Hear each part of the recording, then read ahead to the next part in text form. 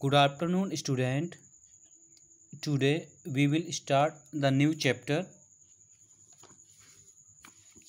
Eswaran the story teller. ये बहुत ही interesting story है। One night Mahendra woke up from his sleep. एक रात को जो महेंद्र है वो अपनी नींद से जागा एंड सा ए डार्क क्लाउडी फॉर्म, और उसने काली बादलों की छवि देखी। He broke out into A cold sweet, और उसके पसीने छूट जाते हैं। वॉज इट ए घोस्ट, क्या ये एक भूत था? अब ये भूत था या नहीं, इस स्टोरी को जानने के लिए हम चैप्टर को पूरा पढ़ेंगे। The story was narrated to Ganesh by a young man Mahendran by name. ये कहानी एक नवयुवक है महेंद्र द्वारा गणेश को सुनाई गई थी। He was a junior supervisor in a firm which offered on hire supervisors at various types of construction sites, factories, bridges, dams and so on. तो इसमें वह एक फर्म थी, उसमें कनिष्ठ निरीक्षक था, जिसे फर्म डिफरेंट काइंड ऑफ के, जैसे विभिन्न प्रकार के निर्माण के स्थल, फैक्ट्री बनाना, पुल बांध बनाना और अन्य चीज़ों के लिए किराए में निरीक्षकों को उपलब्ध कराने थे का काम वो करता था। Mahendra's job was to keep an eyes on the activities on the work site। Mahendra की नौकरी ये थी कि कार्यस्थलों में जो काम हो रहे हैं उन पर नज़र रखना। He had to keep moving from place to place every now and then as ordered by his head office, from a coal mining area to a railway bridge construction site। आगे वो हमें बताता है कि उसे अपने जो मुख्य ऑफिस थे उसके आदेश के अनुसार इधर उधर घूमते रहना पड़ता था।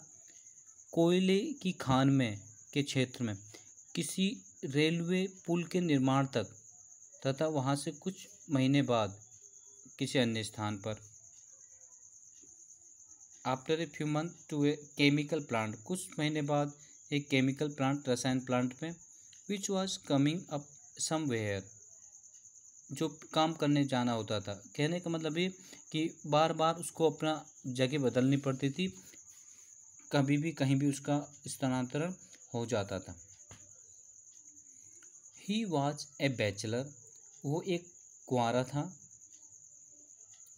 His needs were simple and he was able to adjust himself to all kinds of odd conditions, whether it was an ill equipped circuits house or a makeshift canvas tent in the middle of the stone query.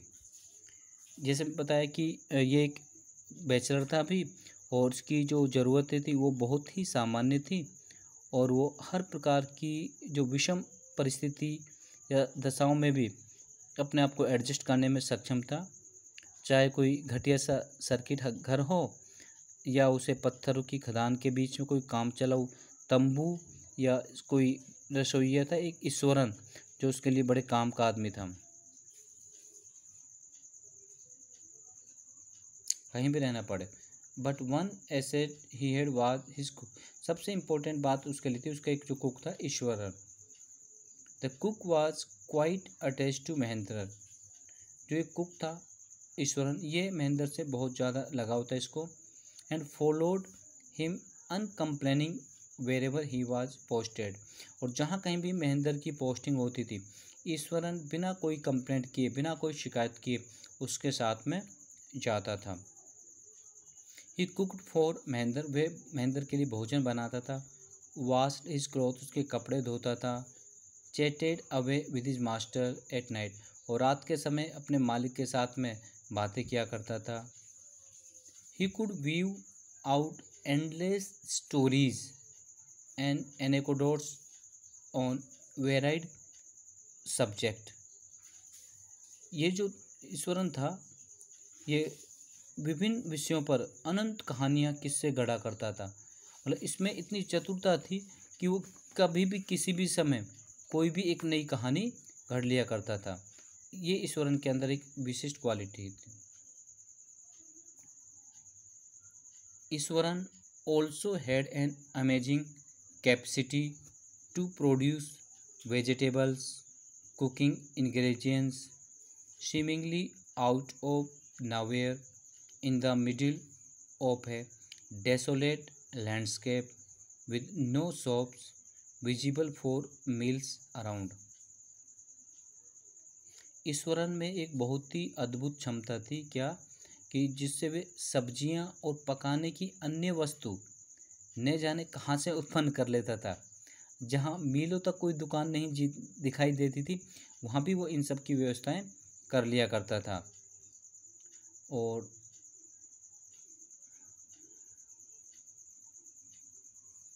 he would miraculously conjure up the most delicious dishes made with fresh vegetables within an hour of arriving at the zinc sheet shelter at the new workplace।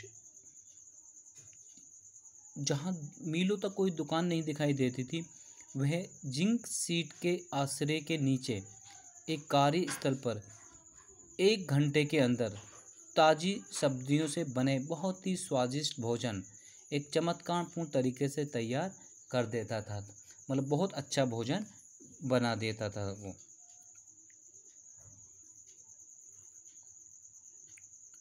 Mahendra would be up early in the morning and leave for work after breakfast, carrying some prepared food with him।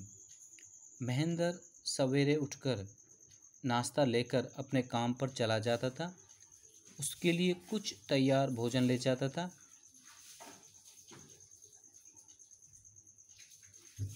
Meanwhile, Ishwaran would tidy up the shed, wash the cloth, and have a leisurely bath, pouring several buckets of water over his head, muttering a prayer all the while।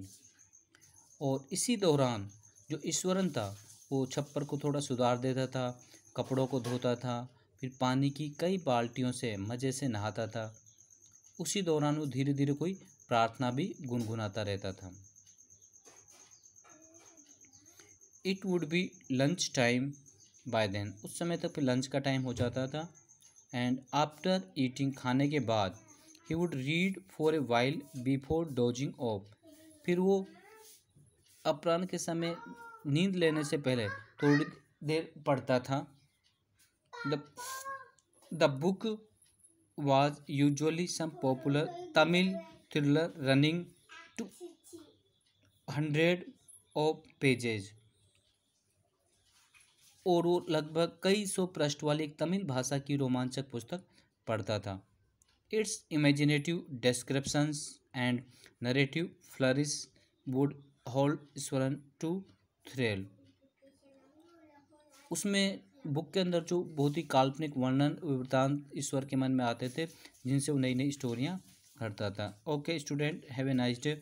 आज हम इतना ही study करेंगे। Thank you very much.